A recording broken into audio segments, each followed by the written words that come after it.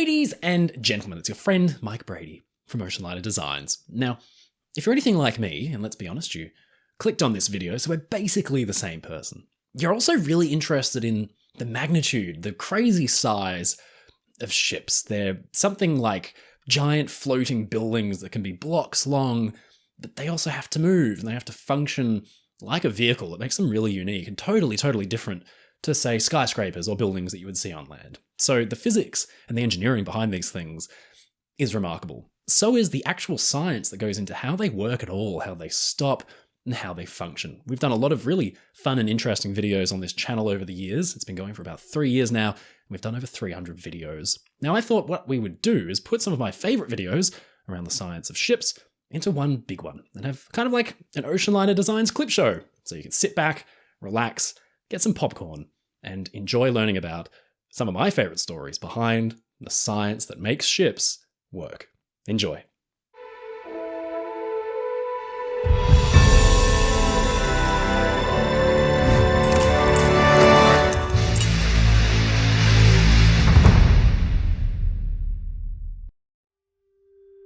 This is the MV Ever Given. You might remember it from making the news a couple of years ago when it became stuck in the Suez Canal.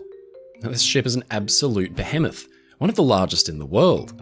It's as long as 3 football fields, 400 metres or 1,312 feet, and as wide as 23 London buses parked next to each other. The ship displaces 265,876 tonnes. Now that's as much as 130 World War II era American Fletcher-class destroyers or 5 Titanics. The sheer scale of the thing is hard to comprehend, and just as you start to get your mind around it, you then realise that it can hit speeds of up to 22.8 knots or 26.2 miles per hour.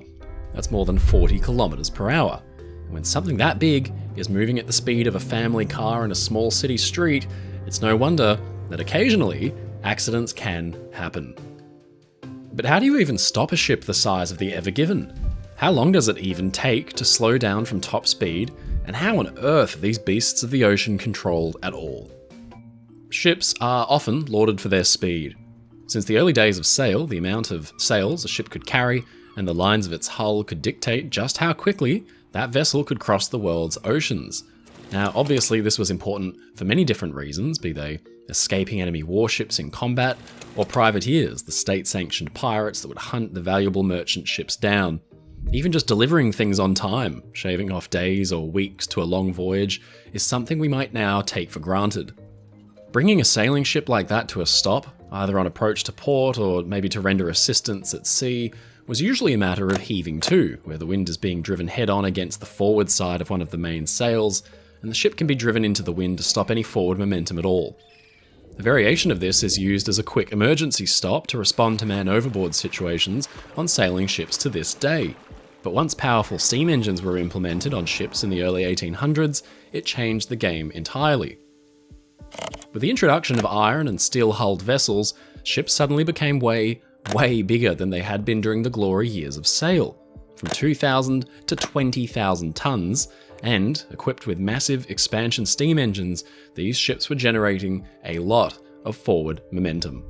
By Titanic's day, the ocean liner was prized for its speed, and ships raced across the Atlantic to set records for the shortest crossings, but bringing these ships to a stop was no simple task.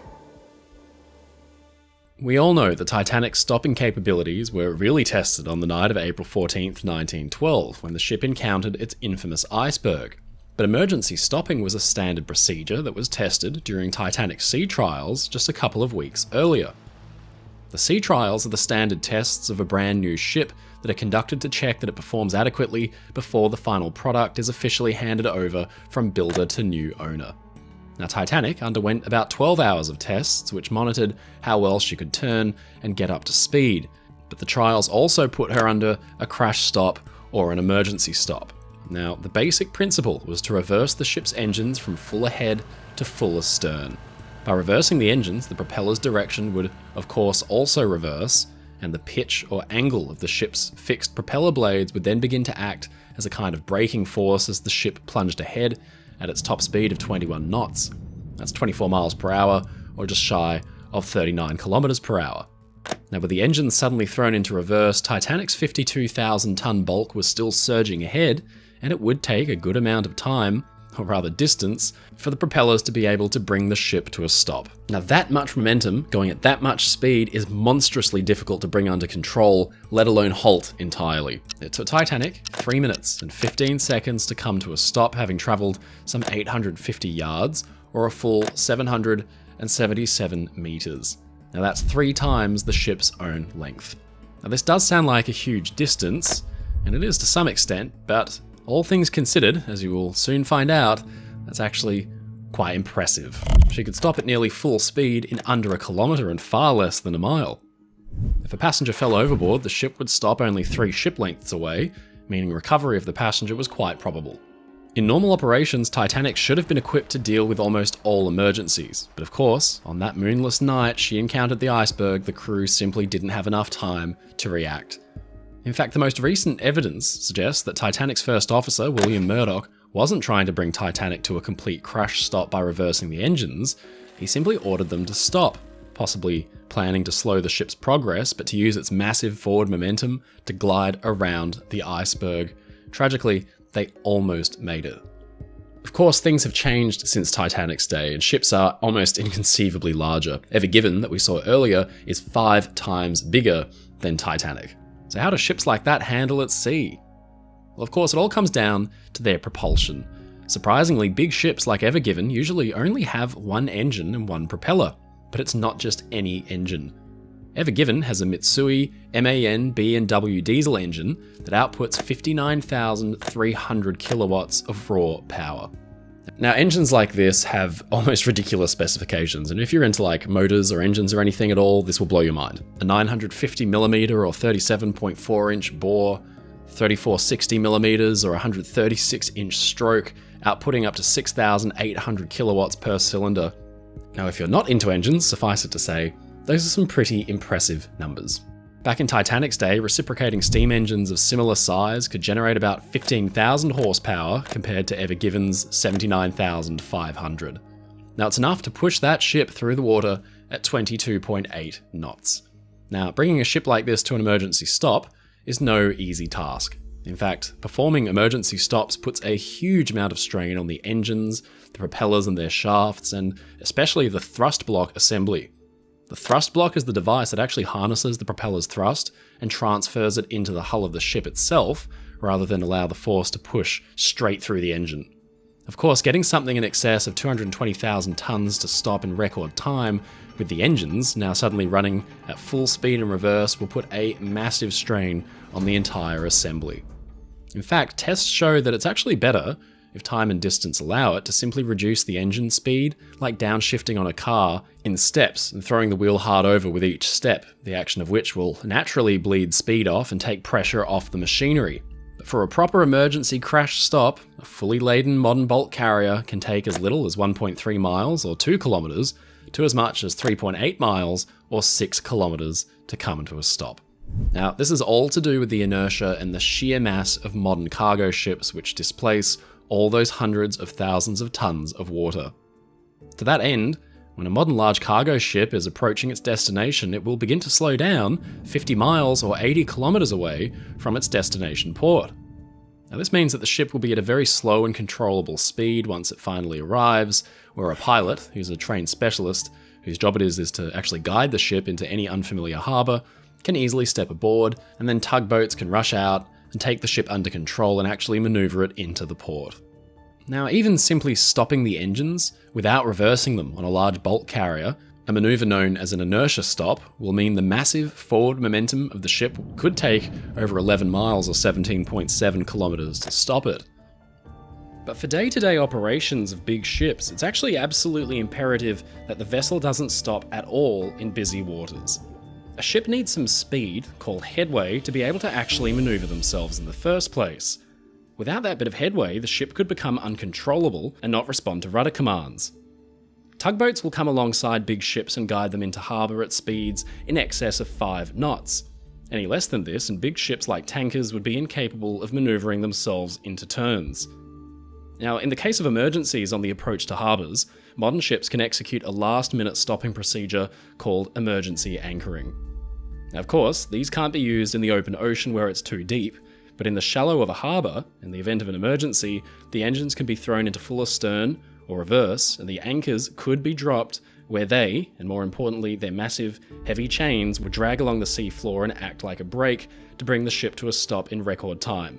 Now, obviously this puts a monumental strain on the machinery and the winches which are designed to handle the anchors, and it's extremely dangerous for any crew nearby. But in an emergency, it would be better to damage the machinery than lose the ship. Now, this actually happened in 2002.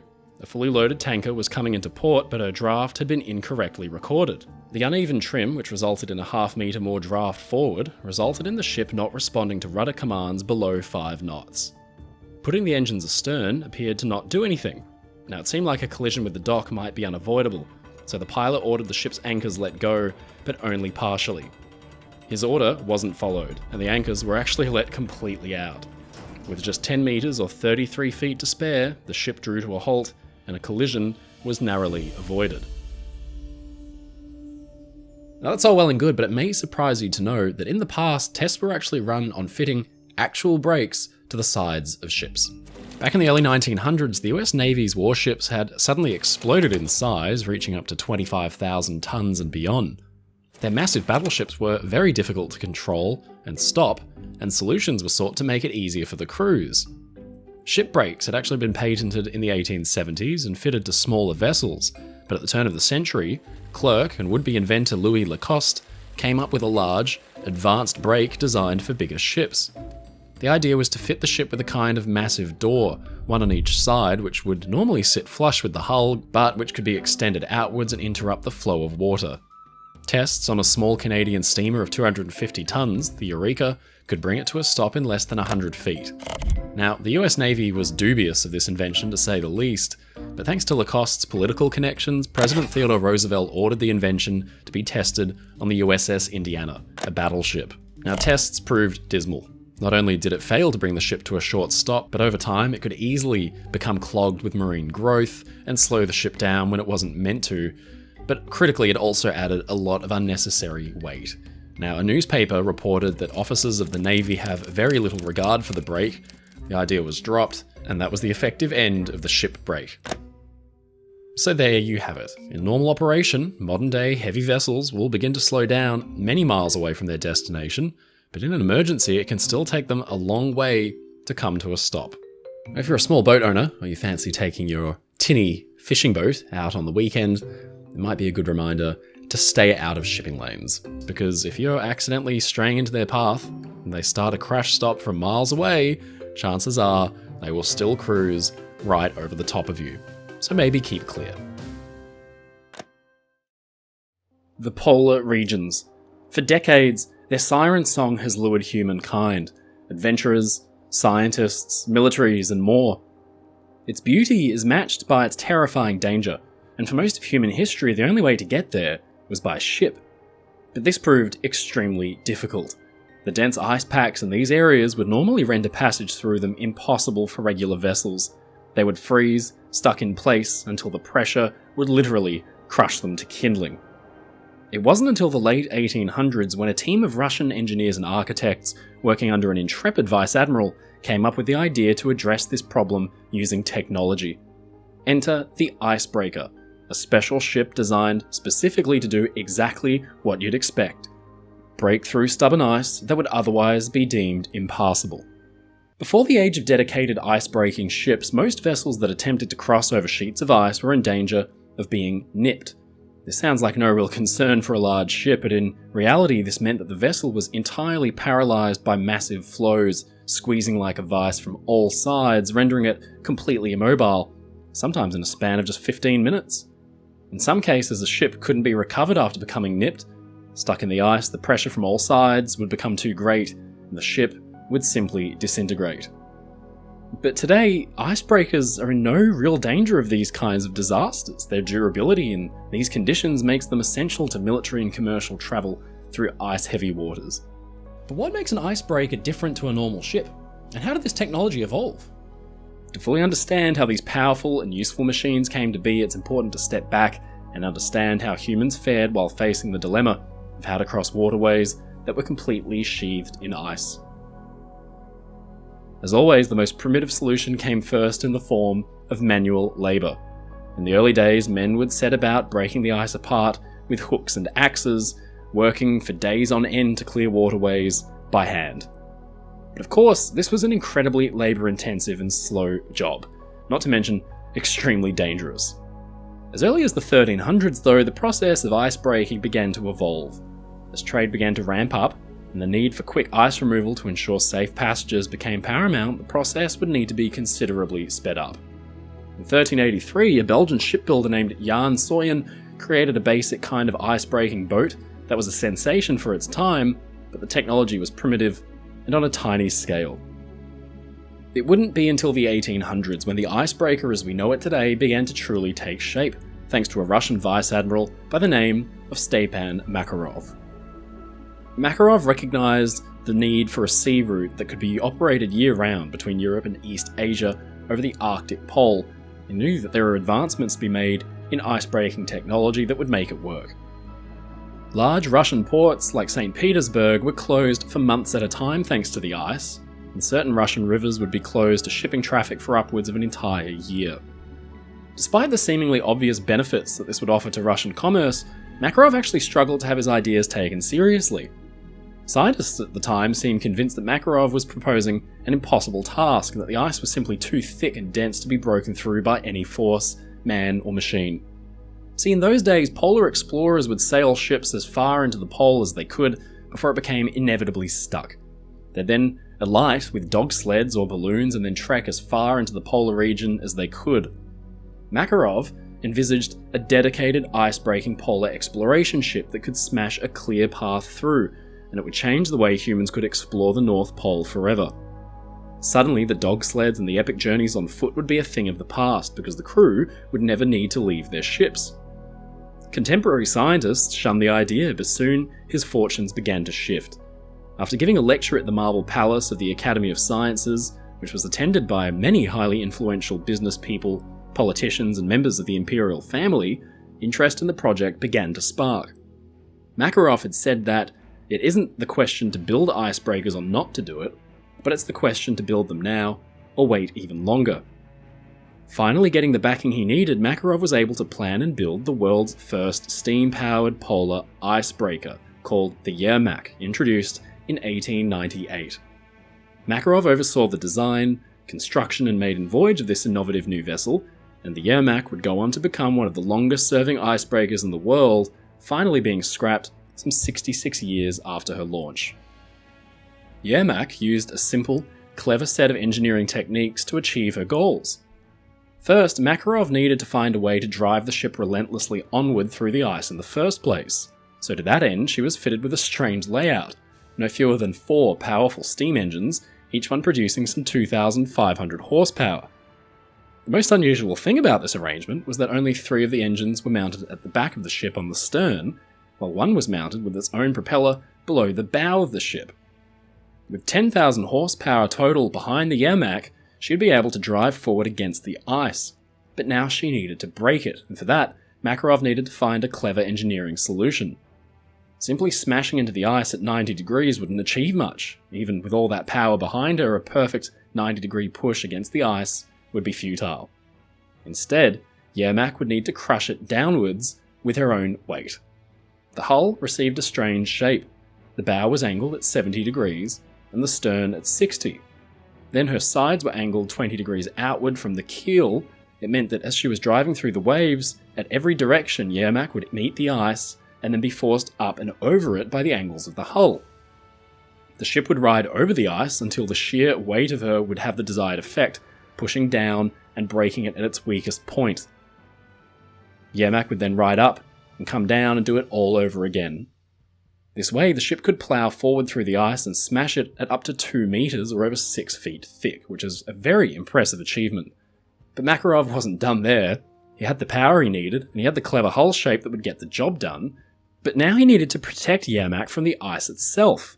Now, we all know what ice can do to a ship. Over a decade after Yermak, an oceanliner named Titanic was sent to the bottom of the ocean by an iceberg. Yermak was just as vulnerable. She would need to be heavily reinforced to prevent damage and flooding. So first, Makarov had the ship's hull fitted with a double bottom, a kind of inner skin that would trap water flooding in from any damage below. Now that was standard for most ships of the era. Then he added double sides as well, essentially giving the ship an entire second inner hull. He then divided the hull into no fewer than 48 watertight compartments. If one or more were to be breached, a powerful pump in the centre of the ship would take the water and fill the other compartments to mitigate a list and prevent the ship from capsizing or sinking. For the purposes of scientific study, a series of powerful cranes and winches were fitted so that the crew could cut blocks of ice, then hoist them aboard for study. This wasn't just a utilitarian ship designed to clear waterways for trade, she was a pioneering kind of research vessel as well. All the way through her early days, Makarov proudly oversaw her work. Yermak broke through the ice well, although in the end they removed the forward propeller. It was at risk of being damaged. On breaking up the ice that blocked the entry to ports on the Baltic Sea, Yermak proved more than adept. In fact, on her maiden voyage, she broke through 160 miles of ice, over 250 kilometers. Shortly afterward, word was received that 13 ships were caught in dangerous ice floes that were at risk of sinking. Yermak steamed to the rescue and smashed a highway through for them to escape. In the end, more than 40 ships were able to successfully navigate through thanks to the pioneering ship's efforts. But Makarov wasn't totally satisfied. He wanted to take Yermak into the open ocean and test her abilities up in the thick polar ice, which was an intimidating effort. Here, Yermak struggled. Her engines just weren't powerful enough, and she was brought to a halt again and again. The crew would need to reverse the ship and then charge the ice at full steam to smash their way through. But then Makarov noticed that the friction of the ice acting against the hull would bring the ship to a quick halt, and she'd have to do it all over again. For Makarov and his team, it was a fascinating experiment, and it's testament to their trailblazing engineering that Yermak survived and was even able to gather fascinating insights into the density and buoyancy of polar ice in the region. Clearly, the Icebreaker had some way to go yet, but this early attempt was a triumph that helped science understand the polar region even better. Flash forward to over a century later, and again, the world's largest icebreaker is Russian, but this beast is a far cry from the revolutionary, but primitive, Yermak. That ship had been 300 feet or 91 meters long, but this modern-day generation of icebreaker is almost twice as long. She's called Arctica, and she is a behemoth in almost every sense of the word. 570 feet, or 173 meters long, and some 33,000 tons, the ship actually uses similar principles Yermak did to smash her way through the ice. See, most passenger ships have bow shapes designed to slice efficiently through the water, but Arctica, like Yermak, relies on an angled stem to force the ship's bow up and on top of the ice, where she can then crush it under her 33,000-ton bulk. Yermak had used a suite of steam engines to power her along. For their day, they were the most advanced propulsion system at sea, and the Arctica is really no different, except that it's not steam that's driving her through the ocean and the ice, it's actually nuclear power. This monster is propelled by 2 nuclear reactors, creating power for electric motors capable of producing some 80,000 horsepower. 3 20-megawatt electric motors drive their own propellers, each some 20 feet or 6.2 meters across. This brute force is enough to push Arctica through the ice up to 4 meters or 13 feet thick at a continuous speed of 2 knots. That's 2.3 miles per hour or 3.7 kilometers per hour. Now, this is performance that Makarov could only have dreamt of back in 1898, but it does come at a cost. Arctica is the lead ship in a class of 7, each costing about $1 billion to build. The program is designed to clear a path through the Northern Sea Route, an expansive open ocean that follows the old Northeast Passage through the Arctic. This will make sure that goods can be transported year-round through those lucrative sea lanes. This, in part, actually fulfills the dream that Makarov had had over 100 years ago and actually even vindicates his ambitions. He was completely right. A dedicated ice-breaking vessel could smash its way through polar ice. But sadly, it wouldn't happen within his lifetime. He was killed in action in 1904 and in action against the Japanese Navy at Port Arthur. But his ideas and schemes live on. The icebreaker, as we know it today, follows many of the early suggestions that Makarov and his team had made and implemented on their plucky little icebreaker, the Yermak. Arctica was introduced in 2020, and along with 3 of her sister ships that have been completed, have succeeded in escorting ships through the dense polar ice. I have to say though, it's a little bit disappointing that of the 7 ships planned for the class, not one of them is intended to be called Yermak or Makarov, which is a real shame because, in my opinion, either one would be a very fitting choice. Queen Mary 2 is a monstrous ship, the last ocean liner constructed and, until 2006, the largest passenger ship ever built. 345 metres, or 1,132 feet long, and weighing in at a whopping 80,000 tonnes displacement. Now 80,000 tonnes is the equivalent of 3,200 fully loaded 18-wheel semi-trailers, or 6,324 London buses. Now that's a heck of a lot of weight. And the question is naturally asked, how on earth can it float?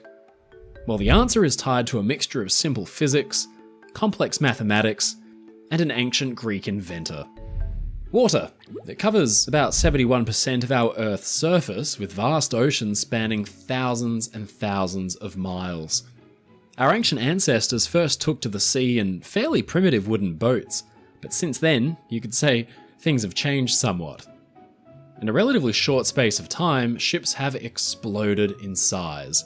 In fact, the largest passenger ship in the world right now is the Icon of the Seas, at 248,000 gross tonnes and about 100,000 tonnes displacement. Now hang on, I hear you ask. What's the difference? Well, when we talk about the size of a ship, we actually use 2 different measures to gauge how big it is. The first is gross tonnage. Now this is a measure of a ship's internal volume, essentially a very simple way of gauging how much of a ship's bulk is actually useful space. Gross tonnage measures the volume of a space inside a ship's hull and superstructure, which can be used for passengers, crew, and cargo. But the ship's actual weight, the displacement, is something different entirely. It's the weight of all the components and all the steel used to actually form the ship in the first place. Now, to understand how displacement works, we have to take a little trip back to ancient Greece.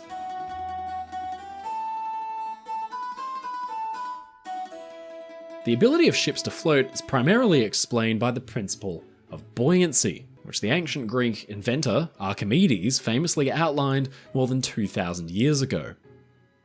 Buoyancy refers to the upward force exerted by a fluid, like water, that opposes the weight of an object that is immersed in it.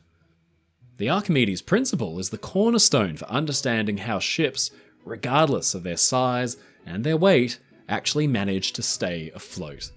Now, Archimedes' principle states that the buoyant force of an object submerged in a fluid is equal to the weight of the fluid displaced by the object. Now, this sounds complex, but it basically just means that for a ship to float, it must displace water equal in weight to its own mass. Now, this is why a ship's weight is really referred to as its displacement, that is, how many tons the hull displaces overall in water. Now, water displacement actually plays a crucial role in a ship's buoyancy, that is the reason a big ship floats in the first place. A ship's hull, although it's made up of heavy steel, is actually, for its size, comparatively lightweight and flexible. The design of a ship's hull is particularly important, because it needs to displace enough water to balance the ship's weight. The shape of the hull is often broad and deep, allowing a large volume of water to be displaced around it. As a ship is loaded, it sits lower in the water, displacing more and more water until the buoyant forces balances the ship's weight back, allowing it to float. To put it simply, imagine you have a toy boat and you put it in a bathtub full of water. When you do that, some of the water moves out of the way to make room for the boat. Displacement. Now, Archimedes' principle is the rule that says the boat can float because it pushes away water that weighs the same as the boat does. Now, if you push down on the boat and it goes deeper, it moves more water out of the way, and then that water then pushes back up on the boat to help it float. So as long as the boat doesn't let water inside of itself, it will stay floating. Now, the concept of water displacement is also essential in understanding how ships carry heavy loads. A ship's load, that is, how much additional weight that the ship is carrying, like cargo, affects its buoyancy by increasing the overall weight, requiring it to displace more water in order to stay afloat. Naval architects design ships' hulls to maximize water displacement without compromising the ship's stability or safety. In fact, the way dock workers actually measure how much cargo a ship has taken on board is by simply looking at how deeply the ship is sitting in the water compared to usual. But why doesn't a ship just sink down right away? Well, the concept of density is key to this. Density is defined as mass per unit volume. The density of an object determines whether it will float or sink in a fluid. Now, an object will float if it is less dense than the fluid it is in. So ships, although they're made of materials that by themselves are denser than water, float because the overall density of the entire ship, including all that air inside the hull, is less than that of the water it is sitting in. By that token, if you created an ocean of liquid of a much lower density than water, like vegetable oil, alcohol, or gasoline, a ship would sink right away because the delicate balance would be thrown off. Interestingly, this actually affects the way that different ships behave in different oceans and water conditions. Now we know that water density impacts the way a ship actually floats, then the question might come up, what about the condition of the water? Well, fresh water, hot water, cold water, salt water, it all has different impacts on the water and the way a ship floats. That's why ships have markings on their hulls to show how deep they actually should be sitting in the water depending on different conditions. For example, ships have side markings called the plimsoll line that show where a ship should be sitting in cold winter North Atlantic waters, which are more dense, or warm tropical fresh water, which is much less dense. Not all water is the same. Now, the design of a ship incorporates voids and compartments within its hull, which are filled with air, of course, reducing the overall density of the ship. Now, this design ensures that despite being made up of steel or other dense materials, the ship as a whole is less dense than the water it displaces, allowing it to float. I mentioned earlier that Icon of the Seas is the equivalent weight of over 6,000 London buses. Well, a London bus is heavy and compact, or rather, extremely dense. If you put it in water, it'd sink down right away. But by contrast, a huge ship is actually very hollow inside, full of voids, and lightly built for a vehicle of that size. It's much less dense by comparison, so it will simply float. Now, the stability of a floating ship is a critical aspect of its design, closely related to buoyancy. Stability involves not just staying afloat, that's the easy part, but doing so in a manner that's safe and efficient, even in rough waters. Now, this is achieved through the distribution of weight within the ship, and especially the design of the hull. The center of gravity and the center of buoyancy are two critical points in understanding a ship's stability and the way it will behave in the ocean. The center of gravity is the point where the ship's mass is concentrated, while the center of buoyancy is where the force of buoyancy, the flotation, actually acts. Now, it's typically at the center of the displaced volume of water. Now, naval architects and engineers always fiddle with the proportion of their ships' hulls to actually attain the exact centers of gravity and buoyancy they need to create a stable ship. In fact, different ships actually roll in different ways. For passenger ships, it's actually better for naval engineers to adjust the ship's hull so that the ship rolls slowly and more comfortably instead of snapping back and forth. By adjusting the center of gravity and the center of buoyancy, then naval engineers can actually alter the way the ship will behave at sea. Now, the physics of water displacement and buoyancy don't just explain how ships float, they also guide the design principles and operation of vessels of all different sizes. From small boats, like toy boats, to gigantic cruise ships, the principles outlined by Archimedes 2,000 years ago actually all act in the same way. Back then, in Archimedes' day, ships weighed only 45 tons or so, but today cruise ships can displace as much as 100,000 tons of water or more. In fact, the largest ship in history, the Seawise Giant, displaced 670,000 tons of water. Now, so long as the world's oceans remain made up of salt water, then ships will continue to float. Unless they change overnight to a less dense liquid, like vegetable oil. Then, and only then, we might be in some trouble. Ships have the incredibly bad habit of occasionally sinking. Now, it doesn't happen often, but when it does, oh boy. Since humankind first set out upon the waves, they've been battling with this uncomfortable fact to varying degrees of success. Nowadays, shipbuilding and navigation is such that maritime disasters are extremely rare, but for centuries, hundreds and hundreds, no, thousands of ships sank for one reason or another. In fact, it's thought that there are at least 3 million wrecks down there on the bottom of the world's oceans. So, why do ships sink? Well, because water gets in them, I'm sure the witty ones among you would like to say, and you are correct, but the actual physics involved are fascinating, and the variety of factors that influence how and why ships sink is well worth a look. Today, we'll look at the physics behind the sinking of ships, and the various unsettling ways through history that different ships have sunk, from the glaringly obvious reasons to the subtle and lesser known. We're all familiar with the dramatic side of a sinking ship because, unfortunately, and even in recent history, some have been lost in dramatic ways. We've done a couple of videos now on this channel of ships that were captured on film sinking, but it's interesting to actually examine the complexities of what's going on inside as this is happening. See, ships are massive, surprise, surprise. They're complicated machines that are sometimes the size of a small floating town with hundreds and hundreds of cabins, bulkheads, shafts, voids, tanks, all kinds of weird and wonderful structures inside. Now, coupled with the fact that these things can weigh hundreds of thousands of tons, it's a miracle they float at all. But our old friend Archimedes outlined, back in the ancient world, that ships should float regardless of their size, thanks to a little thing known today, creatively, as the Archimedes principle. Now, this is to do with something called displacement and buoyancy. It basically says that boats and ships can float, even though they weigh hundreds and thousands of tons, because they displace a perfectly equal amount of weight. It's a fancy way of saying that when you put something in the water, or any fluid, it gets a little push back from the water that helps it float in the first place. This push back is called buoyant force. Imagine you jump into a full bathtub, and of course, water would spill out. Now, the amount of water that splashes out is actually the same amount of space that you would take up in the tub. Archimedes discovered that when you put something in water, it pushes aside or displaces the same amount of water as the size of the thing. Now, this displaced water creates the buoyant force that pushes back up.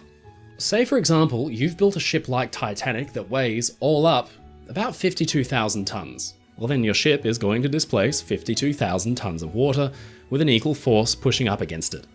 Now, this equilibrium is what keeps everything in balance and your ship above water. Archimedes' principle helps us understand why some things float while others sink. It's all about the relationship between the weight of the object and the weight of the water it displaces. If an object can displace enough water to equal its weight before it's completely submerged, it floats. If not, it's a one-way ticket to the bottom of the proverbial tub. It's a dance between the weight of the object and the water that it pushes aside. So now that we understand the delicate balance at play here, then you can begin to imagine that upsetting that balance in one direction could result in a sinking. A ship in water cannot change its weight much. Sure, things can be tossed overboard like loose cargo and the like, but the ship's very structure, its heavy and powerful engines and all those thousands and thousands of tons of steel used to make up its skeleton are very much fixed in place. Ships rely on their watertight, lightweight skins, or the outer shell plating, to keep all that water out, because once water starts to get in, then that careful balance is thrown out of whack. If the watertight shell plating is punctured or holed, then things can get nasty, and here's where Archimedes' principle comes into play again, but this time in reverse. Water, if allowed, starts rushing into the ship through the openings.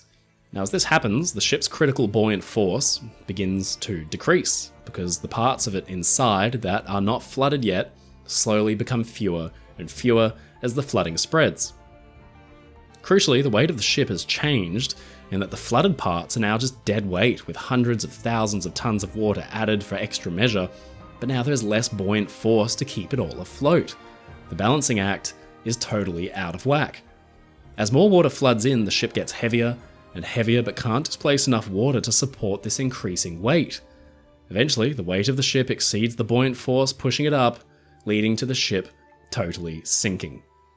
It sounds simple enough, but out on the open ocean there are infinite possibilities and random factors that can totally change the reason a ship takes on water and, ultimately, how it sinks. The reason for ships actually taking on enough water that they lose their buoyant force are way too long to even begin to list totally on this video, but let's try and look at a few historical examples of note. The first and most obvious way of getting water into your ship is to puncture the shell plating and lose that critical watertight seal. Ships from history naturally took on a certain amount of water known as bilge water, usually from gaps in seams on wooden sailing ships or from the decks above. Now, this wasn't usually an issue because it could just be pumped out through the voyage. It simply wasn't enough water to overwhelm the buoyancy and sink the ship. What was a significant flooding event, though, was that famously experienced by the Oceanliner Titanic in 1912, when a brush with its iceberg opened up a series of relatively thin, long openings in the hull along the seams of the ship's steel plates. It didn't take much. At the time, the inquiries thought that an uninterrupted 300-foot gash must have been torn open, but something that large would actually have caused the ship to sink in minutes. Today it's thought that the openings equated to just a total amount of about 12 square feet, or just over a square metre of surface area. Now, it doesn't sound like a lot, and it isn't, relatively, but because the holes couldn't be plugged, about 1,400 litres of Atlantic Ocean water rushed in every second. That means that since you started watching this video, that would mean that over 500,000 litres would have flooded into the ship. Now that's the equivalent weight of about 50 London double-decker buses. Remember when we talked about water displacement and buoyancy? Well, when Titanic started flooding, there was a very clear, early, ominous sign that something was very wrong. The ship's crew could actually hear air being forced out of a vent on the forecastle deck at the bow of the ship. Now this vent led right down into a tank at the bottom of the ship that would usually be empty, except that the vent was making a hissing sound after the collision with the iceberg as air was being forced out of it, obviously being replaced by rushing water from deep down below. It was the sound of Titanic literally losing her buoyant force as about 1,400 litres of water rushed in every second. It happened slowly, but it happened steadily. Titanic had started flooding around midnight, and by 2:10 AM, the ship had sunk so far down that that delicate balance of equilibrium was totally lost. There wasn't enough buoyant force left, and the ship's bow plunged down quickly, bringing the rest of the stern eventually with it. But it doesn't just take an impact with an object at sea to allow water in. One unlucky ocean liner, the Italian Principessa Mafalda, was steaming off Brazil in 1927 when the ship's own propeller was thrown violently off its shaft and cut a series of holes in the shell plating. Watertight doors couldn't be fully closed, and the onrush of water allowed the ship to sink, and within 4 hours, she was gone with about 324 of her passengers. It had never hit a single thing. Collisions with other ships are an obvious danger to vessels because, unlike a bumping grating impact that can create small holes that make the ship sink over the course of hours, like Titanic, collisions through history have often opened up huge portions of the ship suddenly and without warning. The Empress of Ireland was rammed by a coal-carrying freighter named Storstad, whose bow had been reinforced against thick ice floes. The impact left a monstrous hole in the Empress, some 25 feet or 8 meters deep, and 14 feet or 5 meters wide. 227,000 liters of water rushed in every second, compared to Titanic's 1,400. It meant that the Empress of Ireland's buoyancy force was lost within minutes, and the ship sank just 14 minutes after having been rammed.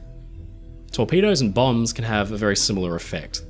The German cruise ship Wilhelm Gustloff was hit with 3 torpedoes at the end of the Second World War that opened up probably an even bigger amount of the ship's hull to the ocean, and she was gone within the hour with a staggering 9,000 lives lost at the very least. Now, aside from having the hull punctured, there are other ways that ships can be lost. Massive, raging storms have been known to take ships down with no warning whatsoever. Following seas are a particularly bad situation. With the waves coming from directly behind, the ship's streamlined shape can cause it to ride the waves like a surfboard, over and over again, until one wave comes along that picks the ship up and causes it to swoop and nosedive downwards and overturn with its side to the wave, a situation known as broaching to. With a ship overturned in the waves, water can enter not through the hull, but from all those exposed windows, cargo hatches and doorways on the upper decks. It's thought that the passenger steamer Waratah, which disappeared in 1909, was lost in a storm when a wave caused her to capsize thanks to its top-heavy and unstable construction. The passengers and crew, caught completely off guard, would have stood no chance of escape, and the ship would have been lost in just minutes. Now, some ship sinkings have actually been complicated or delayed by the presence of rocks or shallow shoals. In 1918, the small passenger steamer Princess Sophia was caught in bad weather en route from Alaska to Vancouver. The ship was enveloped in a blind caused by heavy snowfall and was unfortunately driven straight into a dense reef of jagged rocks. Now, this obviously would have torn holes in the ship's plating, as the iceberg had done with the Titanic. But the ship sat high and dry, with all of its crew and passengers on board alive and well, resting atop the reef. But rescue ships couldn't get to them, as heavy winds drove the waves up higher and higher. Attempts at lowering lifeboats proved hopeless, because the boats would likely be smashed against the jagged rocks if they even tried. Stuck high and dry, Princess Sophia's complement knew they had to wait the wild weather out. But then, they couldn't help but notice the tide slowly begin to creep in. They'd run aground, and with the tide at its lowest, the ship was entirely out of the water, but as that tide began to rise, the water got higher and higher, until eventually the ship floated clean off the reef, and then Archimedes' principles and the rules of buoyancy took effect. The holes made by the reef caused the water to roar in, and the ship, now no longer supported by the reef, sank completely. With conditions preventing any chance of a rescue, the entire ship's complement, passengers and crew were lost, even though shore and rescue vessels were plainly and agonizingly within sight. Of course, other more catastrophic and sudden events have caused ships to be lost. Magazine detonations have haunted warships since first they set to sea carrying explosives. Now, many warships from history have been lost in enormous explosions, with one such famous incident being the Japanese super battleship Yamato, the largest warship ever constructed at 65,000 tons displacement and 263 meters or 862 feet in length. Just one of Yamato's gun turrets weighed as much as an entire US Navy destroyer. Now, Yamato was mercilessly hunted down by American aircraft and received no fewer than 11 torpedo and 6 bomb hits. Crippled and slowly flooding, the order was given to abandon ship. The pumping station used to flood the magazines and the forward battery had been knocked out of action, and a raging fire caught up to them. The tons and tons of powder detonated in a spectacular explosion that blasted the mighty Japanese battleship apart, sending a dense mushroom cloud more than 6 kilometers or 3.7 miles into the sky. With such a catastrophic blast, the ship's hull was immediately sunk. The effects of buoyancy loss were, to put it simply, greatly expedited. Now, one last interesting sinking cause is worth highlighting: fire. Now, you'd not think fire could cause a ship to sink, and truth be told, unless it caused a rupture in the ship's hull because of the warping effects of heat, then the ship wouldn't necessarily be in immediate danger of sinking. But, weirdly, attempts at putting the fire out could sink the ship instead. The great French ocean liner Normandy was being converted into a troop ship when she caught fire in New York Harbor. Now, over the objections of the ship's designer Vladimir Yurkovich, who just happened to be at hand, tons and tons of river water was pumped in from hydrants to try to stem the blaze. The fire was partially put out, but with nobody aboard to control the flow of the firefighting water, and with too much having been pumped aboard in the first place, the ship's buoyancy and balance equations were thrown out of whack, and she began to slowly roll over until she settled pathetically onto her side. There are, at the end of the day, countless ways that ships can sink, but they all boil down to those basic principles that Archimedes outlined some 2,000 years ago. Now, safety standards of modern passenger ships have ensured that the danger of a sinking is far lesser, but, as humankind has been reminded time and time again, there is simply no such thing as an unsinkable ship. Ladies and gentlemen, it's your friend Mike Brady from Oceanliner Designs. Thank you so much for watching this video. If you enjoyed it, please leave a comment below. And don't forget to subscribe to the channel because we get new videos out weekly. If you want to support my work and get really cool perks like behind the scenes and early access, please visit my Patreon in the link in the description below, or sign up as a YouTube member. Come and join the crew. As always, stay safe, stay happy, and I'll see you again next time.